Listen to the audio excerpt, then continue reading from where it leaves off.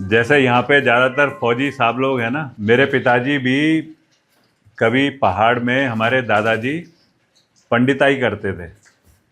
तो मेरे पिताजी जो हैं वो 7 लड़कों में, पहले तो 6 लड़कियां हुई हमारे दादाजी की, या उससे पहले बोलूं तो दादाजी ने 3 शादियां करी, फिर 6 लड़कियां हुई, फिर 7 लड़के हुए, तो पूरी फुटबॉल टीम और रिज़र्व वगैरह सारे पिताजी मेरे सबसे बड़े हो गए। तो मैं छोटे में देखता था कि कैसे ना एक जैसे परिवार कैसे चलते हैं। तो हमारे पिताजी भी पंडित वालों के परिवार से भाग करके आए और आर्मी में सिपाही भर्ती हुए गढ़वाल राइफल में। 40-38-962 मतलब उस टाइम के 1962 के युद्ध के कुछ समय पहले। फिर वहाँ पे कुछ टाइम नौकरी करने के बाद अपनी जो तैयारी वगैरह करी, तो वो ना आर्मी में ऑफिसर बने और सिख पलटन में कमीशन हुए 6 सिख में। फिर जब बीएसएफ खड़ी हुई शुरू में 1965 में, तो हमारे पिताजी बीएसएफ में गए और फिर वहाँ से 2000-2001 में आईजी रिटायर हुए। 20 साल की उम्र में मैं भी फिर फौज में आ गया और उसके बाद मैंने 27.5 साल के करीब नौकरी करी आर्मी में, और फिर वॉलंटियर रिटायरमेंट लिया मैंने 2018 में। लेकिन वो जो 27.5 साल की जो मेरी नौकरी रही, मतलब मेरे को लगता है कि एक बड़ी अच्छी किस्मत वाली। तो ऐसे ही बस फिर पिताजी के साथ में मैं कहीं जैसे आर्मी में ज्वाइन करा मैंने, तो मेरे को भी गढ़वाल राइफल मिली, 4 गढ़वाल राइफल। और उस 27.5 साल की नौकरी में विदेश घूमना, विदेश में नौकरी करना। आजकल चल रहा है ना वो ईरान का युद्ध चल रहा है इजराइल से, तो जिस इलाके में चल रहा है वहाँ मैं 1 साल रहा हूँ आर्मी की वजह से।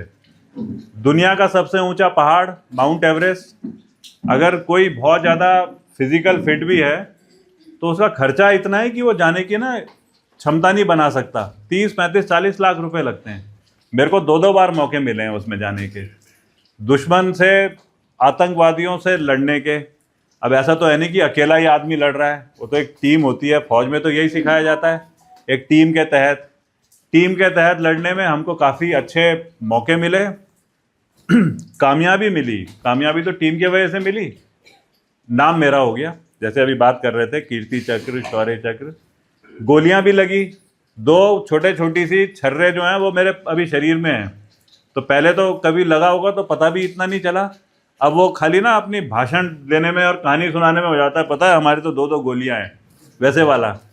लेकिन ये सब मेरे को आर्मी के अपने इस टेन्योर में जो मैंने 27.5 साल नौकरी करी उसमें मिला। उन सबको करते करते 2018 में फिर मैंने आर्मी से वॉलंटियर रिटायरमेंट ले लिया। आज मेरी उम्र 57 साल है, ज़्यादा से ज़्यादा 10-12 साल और है मतलब काम करने के। डोईवाला जहाँ पे हम बैठे हैं, इस जगह पे बैठने का कारण, क्योंकि मेरे को कहीं ना कहीं से अगर दावेदारी करनी है तो उसके पीछे कोई कारण भी होना चाहिए। मैंने अपना कारण ये समझा कि जो विधानसभाएं हैं उसमें मेरे को देखा जाएगा हमेशा एक नज़रिए से कि ये एक पुराना फौजी है। होता है ना कि ऐसा नहीं है कि अगर फौजी है तो खाली फौज की तरफ ही देखेगा, लेकिन मेरे नाम के साथ तो वो रहेगा ही। Army, colonel, Garhwal rifle, youth foundation, अगर नौकरी रोजगार भी चला रहा हूँ तो वो भी ना फौजी तरीके से ही चला रहा हूँ। तो वही लेकर के मेरे को लगा कि डोईवाला एक ऐसी सीट है जहाँ से मेरे को दावेदारी करनी चाहिए, क्योंकि परसेंटेज के हिसाब से डोईवाला की जो जनसंख्या है, जो वोटर लिस्ट है, उसमें परसेंटेज के हिसाब से ये सैन्य बाहुल मानी जाती है ना। पहाड़ी फौजी जब शुरू में भर्ती होता है तो वो एक 4-5 साल में एक ज़मीन ले लेता है, फिर 4-5 साल में 1-2 कमरे बना लेता है। तो ऐसे जो है जो हमारे कैंप से भर्ती हो रखे हैं वो इस इलाके में। तो ये सब सोच करके मेरे को लगा कि मैं इन कारणों से अपनी दावेदारी करने की कोशिश करता हूँ। अगर वो हो गया तो आज जो काम कर रहा हूँ उसको मैं ज़रूर 20 गुना और ज़्यादा कर सकता हूँ। अगर नहीं हुआ तो जो काम मैं कर रहा हूँ ना वो तो मैं करता ही रहूँगा। तो बस यही सोच करके धन्यवाद बहुत बहुत आप लोगों का।